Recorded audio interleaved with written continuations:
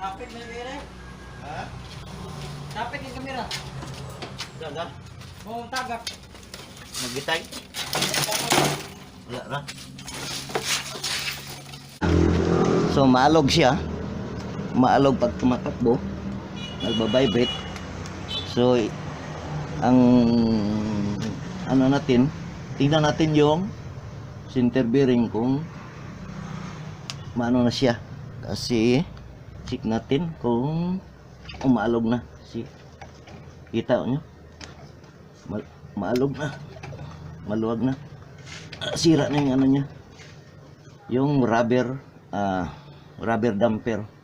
Ito yung rubber damper dito sa loob. Makita na mamaya. So baklasin natin to. So kung magpalit tayo ng center bearing, kailangan i-check na rin ang itong sa mga cross joint or universal joint. Dahil kung magpalit ka ng center bearing tapos may mga maluwag ang cross joint, ganun pa rin, nagba-vibrate pa rin siya.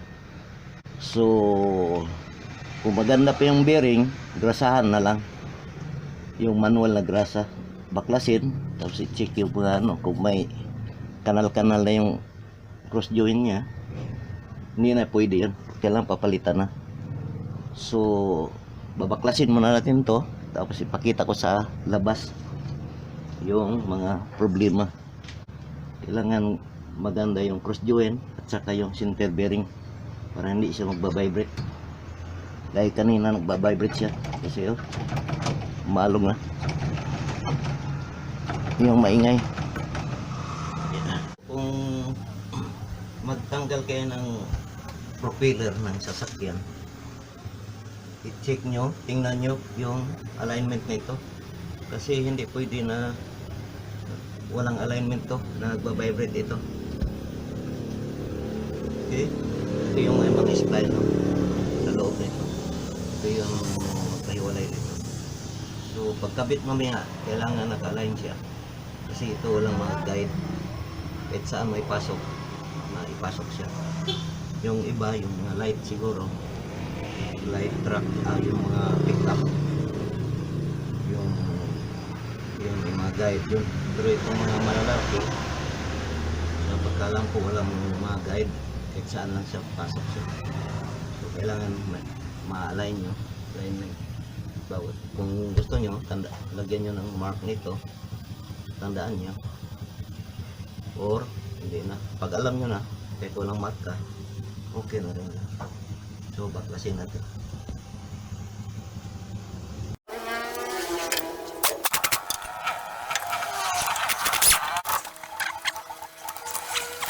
Lumuwag din pala lumuwag din. Ito rin kumaingay lumuwag. Yan, luwag na lumuwag pala. Pati ito, damay na. Dapat may lock to kaso walang lock Ayan, mayroon pala. Huwag. Ayan. May spacer pa, 4. Tapos to, nalawang na para makapalit na sira na yan, center bearing. Call center bearing. Kaya tanggalin na baklasin.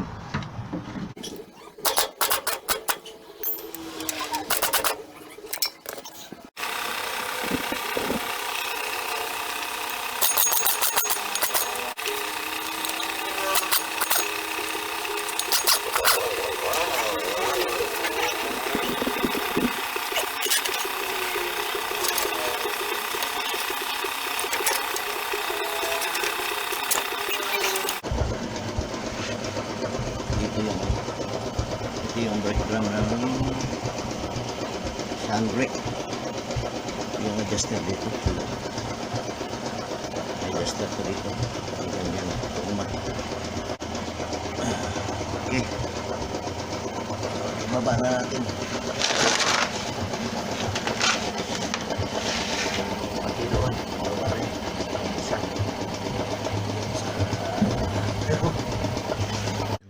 So ito na yung whole propeller dun sa mga mga dump truck, mini dump. So itong dulo na to galing sa differential yan. Yan, papunta dito. Tapos may spline dito, cross joint, may another spline dito. Kasi ito na yung center bearing. Tapos dito nakakabit yung transmission. So check nyo lang yung ganyan. Yan, so masabit to. Sumasabit dito, okay siya. Pero pag ganyan sumasabit, yan o, dapat ano, pati ito sumasabit na rin. Yan o, sumasabit din. Kasi ito mas lalong maluwag to, lalong maluwag na, umuga na to. Yan, yan ang tumutunog. So magpalit na ako ng ito, yung bago pa lang ano, yung center bearing tsaka cross joint ito. Yan, mga bago, kaso kulang isa, dalawa lang available, dalawa lang nabili ko, kulang pa isa. Okay, so ituro ko rin pala kung paano magtanggal at kabit ng cross joint. Yan, paano tanggal ito tsaka magkabit.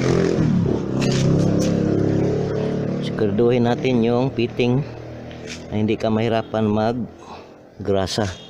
Nandito banda siya, kasi pag ibaliktad mo dito mahirapan ka maggrasa. Dito lang maganda, ano siya, madali. Okay,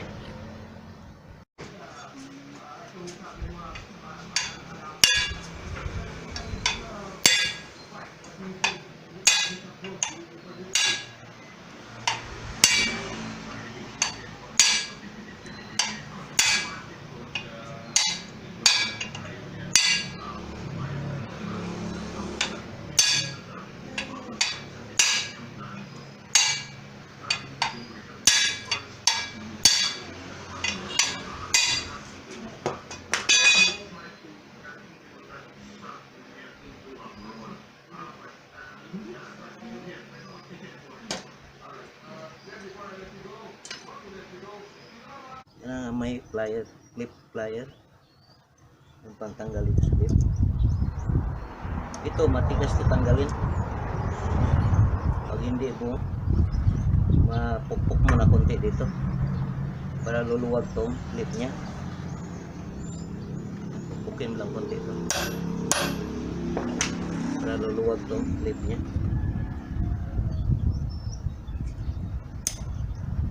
Ayan, pag maluwag na yan, tanggal na yan siya.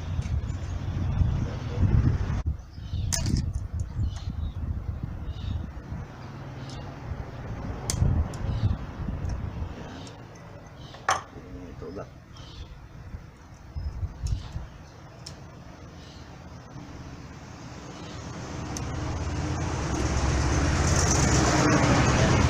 Tanggal na. Tapos baliktarin mo. Pero unahin tanggal ito ha. Huwag ito. Huli ito una. Para di masyado mahirapan ka pag natanggal na to. Dito tanggalin. Pauli. Ito ang pinakauna. Ito rin. Okay na rin ito. Para luluwag tong clip.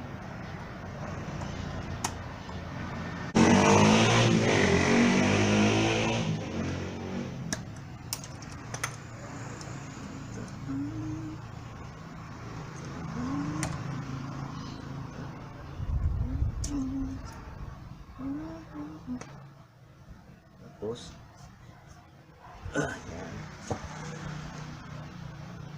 Mas maganda basain mo na ng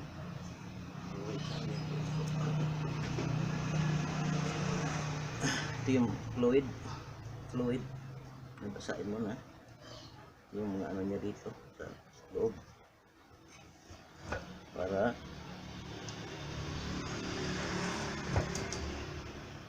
hindi gaano matigas. Pwede na rin diretso. Maganda basahin muna. Hanap lang kayo ng may butas dito.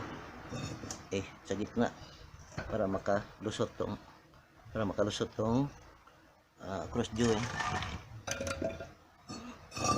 Wala yung butas, may butas sa gitna, palusot dito. Yan.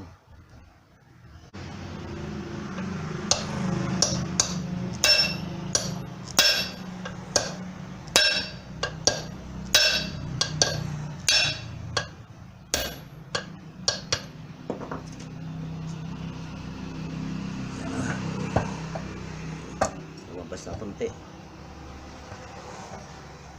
Tapos pag lumabas na yan, huwag mo lang idiretso, ito na pupukpukin mo para hindi ito lalabas. Kasi pag lumabas to dito, mahirapan ka na pabalik doon. Ito na lang pupukin mo dito.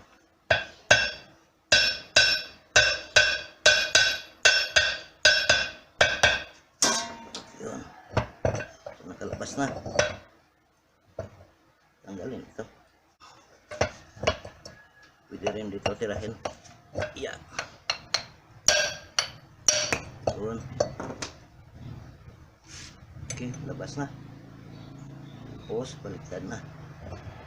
Ito.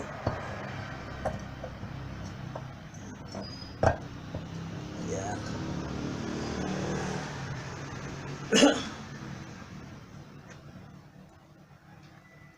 Tapos dito naman. Yan. Dandahan. Dandahan lang. Bantayan yung hindi masira itong gilid. Kung papalitan mo na lang to, okay lang, masira. Pero kung magrasa lang, wala kang pangpalit, grasa lang muna. Hayaan mo lang. Wala, hindi masira.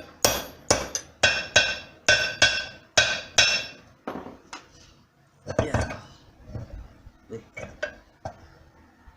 Kulang pa pala. Pero pa tama na.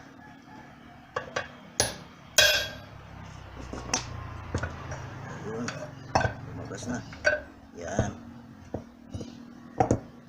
So i-check ang dito kung hindi, kung walang mga yung ganyan, no? Walang, hindi na siya bilog. Yan. Kasi kung bilog pa yan, pwede pa hindi palitan, grasahan lang kung bilog pa siya. Pero kung hindi na bilog, may mga ano na siya, parang ano ng bearing or kalawang, yan, papalitan na yan. So ang gagawin mo dito sa isa, ganun din. Yung gagawin mo dito, ganun din doon sa isa. Parehas lang. Okay? Okay. Yan, mamaya pag kita ko ng pagpalit ng bago. So ito siya. Ito okay siya. Tapos ito okay naman. Ito okay naman siya. Pero ito, yan, pag ano mo, hindi na siya makintab. May ano na siya, may tama. Yan, no? Parang daan ng bearing. Ganon. Kaya hindi na siya pwede. Yan, papalitan mo na ito pag ganito. So mayroon tayong pamalit na bago. Okay. So ito yung ipalit natin, bago. Yan. Init, nabilad sa araw. Re. Ah. Yan. Ito, pag nag-ano kayo ng size, yung bibili nito, sukatin yung dito, kung ano nga bilog nito, diameter, saka yung haba dito. Yan.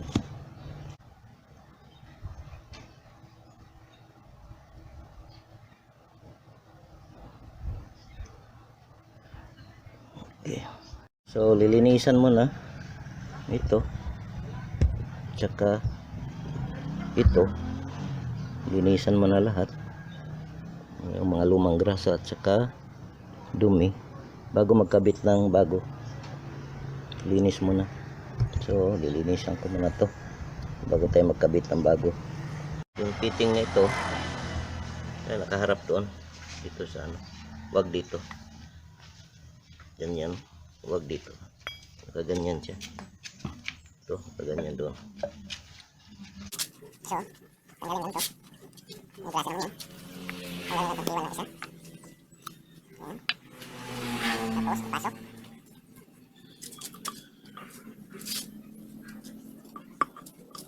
Pasok dito, tapos, ipasok sa wala. Dito, lagyan lang ng grasa. Para matulas-tulas konti. Ayan. Pasok ito. Para hindi balo yung bearing niya. Hindi malaglag, ha? Ayan. Tapos, pagkakit na lahat.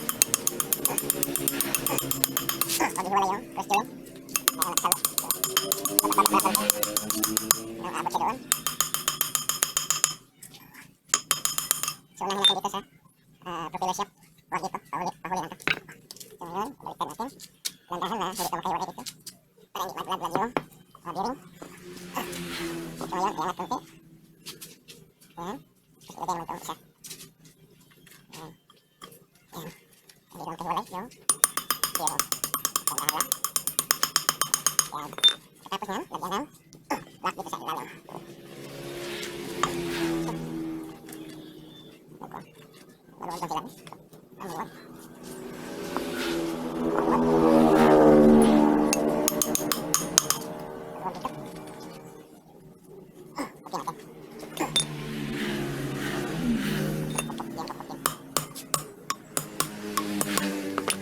Ayan, lagyan ng lock. Yan. Diyan lang muna dito, tapos ipit mo.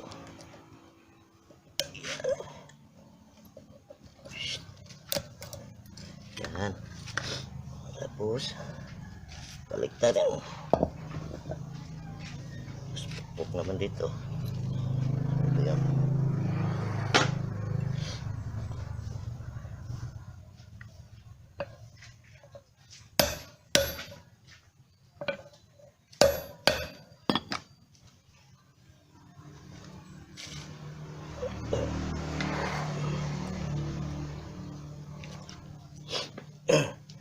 Kita ng lock.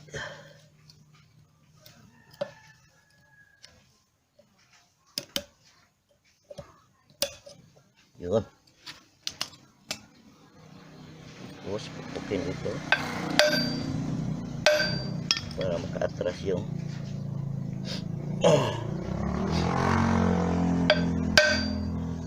para maipit yung lock. Yan. Tapos sunod ito na yung pasok. Yan.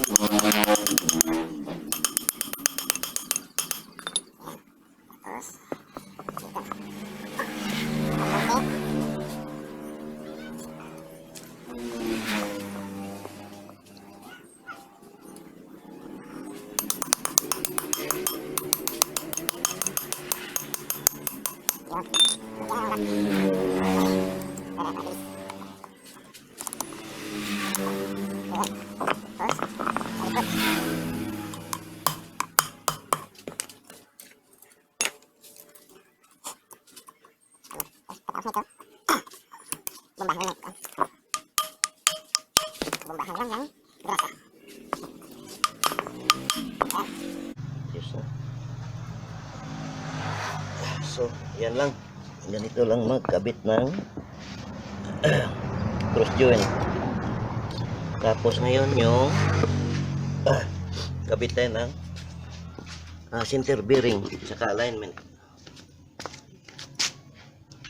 So ito na yung seat ng propeller. Palitan ng mga cross joint. Yan. At saka itong center bearing, pero binalik ko yung ito yung ano niya, yung parang holder niya, kasi yung nabili ko kasamang ganyan, pero parang ano siya, parang hindi matibay. So mas matibay ito, yung original niya. So, kasya naman yun ang magkabit. Yan yung pinakasit niya. So ito ituro ko sa inyo kung paano mag-align ito. Yan, ito may nakaano siya, oh, may arrow. Yan, saka dito may arrow. So ang arrow niya, tingnan mo yung ano niya dito, ka-arrow siya. Yan, pinakaano rin niya dito, ito. Yan, naka-align niya siya, align. Yung iba walang ganito, walang arrow. Mayroon namang ano sa spline dito, kahit saan mo ipasok hindi mo siya may pasok kasi may arrow siya dito, may align din siya, naka ano yung spline niya iba. Pero ito kahit saan mo ipasok, ikot-ikot may pasok mo. Yan, nilagyan nila ng arrow. Yan. Pero kung walang arrow yan, ikaw na mag seat dito, ikaw na mag seating. Ito pinaka U niya, yung nakataas sa U, tsaka rin dito sa U joint niya. Yan. Yan, may arrow siya. So ngayon dito magpalit kayo ng center bearing. Ilagay nyo dito. Yan, tutulak pa yan doon pag nalagyan nito. Kaso huwag kayong maglagay kung kahit saan. Yung iba kasi maglagay sila, ipasok nila kahit kasi papasok to kahit sang ano yan, pasok siya kahit sang ano. Ito ngayon ang pinaka minya kung paano mag-align ito. So ito naka-align doon, kaganyan na.